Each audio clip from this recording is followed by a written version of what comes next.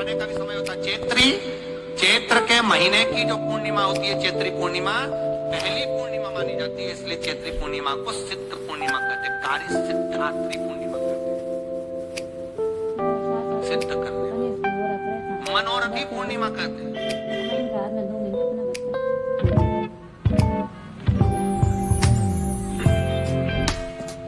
मनोरथी, इसलिए पूर्णिमा का व्रत कहाँ से उठाया जाता है? चैत्र के महीने की पूर्णिमा से पूर्णिमा का व्रत उठाया जाता है कि मैं महीने की पूर्णिमा करूंगी, तो चैत्र पूर्णिमा से उसको उठाया। और उसका एक नियम रहता है, आप फलाहार करें अपनी जगह पर एक समय भोजन कर रहे हैं वो अपनी जगह पर, भोजन के साथ में मीठे के साथ थोड़ा दूसरी सामग्री होना जरूरी है। और क्यों करते हैं पूर्णिमा का व्रत, किस लिए किया जाता है, क्यों करा जाता है? उसका व्याख्यान वर्णन शिव महापुराण के अंतर्गत स्कंद पुराण में लिखा गया।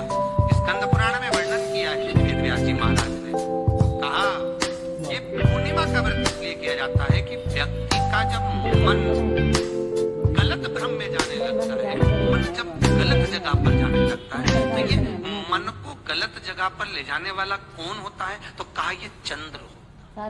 व्यक्ति की राशि के अंतर्गत, व्यक्ति की पत्रिका के अंतर्गत, व्यक्ति की ग्रह दशा के अंतर्गत जब चंद्र बेकार चलता है तो व्यक्ति अच्छा करते करते भी बेकार करने लग जाता है। चंद्र डोल रहा है। तो कई माताएं कहती हैं, गुरुजी हमारे बेटे को आशीर्वाद दीजिए, बहुत गलत संगत में जा रहा है, मतलब समझ जाना कि चंद्र गड़बड़ जा रहा है, महीना लग जाएगा पूरा। बेटी अगर गलत मार्ग पर जा रही है, बेटी अगर गलत संगत में जा रही है, किसी अन्य व्यक्ति को आकर्षित हो, चंद्र गड़बड़ हो रहा है, उसका चंद्र कहीं जा रहा है। कोई पुरुष, कोई लड़का, कोई गलत मार्ग पर जा रहा है, चंद्र गड़बड़।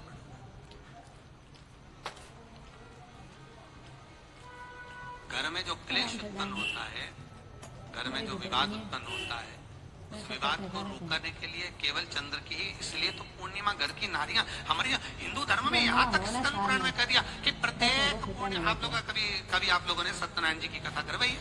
जितने लोग आस्था चैनल पर कथा सुन रहे हैं, जितने लोग फेसबुक यूट्यूब पर कथा सुन रहे हैं, यूट्यूब पर कथा का श्रवण कर रहे हैं, उनने कभी सत्यनारायण की कथा करवाई होगी। तो उसमें लिखा है, हर कार्तिक, हर पूर्णिमा को, हर संक्रांति को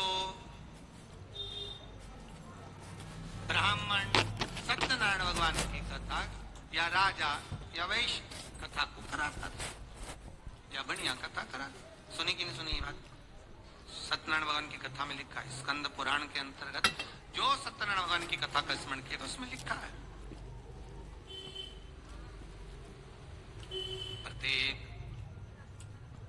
संक्रांति पूर्णिमा को सत्यनारायण की कथा करवाने लगा और ये योनि को प्राप्त हुआ, इस योनि से छूटा, इस योनि में गया।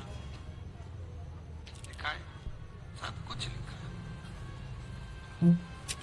अब उत्ते से समझ जाओ कि पूर्णिमा को सत्यनारायण की कथा करने का बोला, पूर्णिमा को सत्यनारायण की कथा का क्यों बोला? इसे तो रोज कराओ सत्यनारायण जी की कथा, आप सोया सारा दिन खेलता रहा, प्रतिदिन कराओ, मना नहीं है। आप क्या कोई विशेष फंक्शन है आप सत्यनारायण जी की कथा करवा? पर पूर्णिमा संक्रांति को और संक्रांति को पूर्णिमा को सत्यनारायण की कथा का स्मरण क्यों करवाया गया? क्योंकि पूर्णिमा के दिन अगर ये भगवान का व्रत रख लेगी, पूर्णिमा के दिन अगर ये खीर का प्रसाद बना लेगी, थोड़ा सा दूध की कोई सामग्री बना लेगी और भगवान को भोग लगा देगी, भले सत्यनारायण भगवान के भाव से बनाए, भले सत्यनारायण जी के निमित्तार्थ बना, और अगर इसने सत्यनारायण भगवान के निमित्त से बना, पर पूर्णिमा के दिन अगर ये व्रत रखेगी, उपवास रखेगी या कोई सामग्री बनाकर भगवान की पूजन कर लेगी, तो इसके घर में जो अशांति है वो शांति में बदल जाएगी। इसलिए कई घरों में आज भी सत्यनारायण भगवान की पूजन हर पूर्णिमा को करती है। माता किताब लेके बैठ जाती है, तुरंत उन्हें ऑफिस जाना, कहीं काम पे जाना, और तुरंत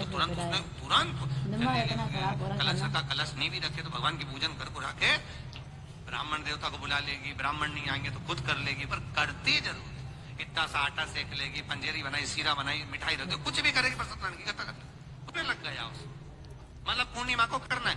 उसको करने से क्या होता है? शांति रहती।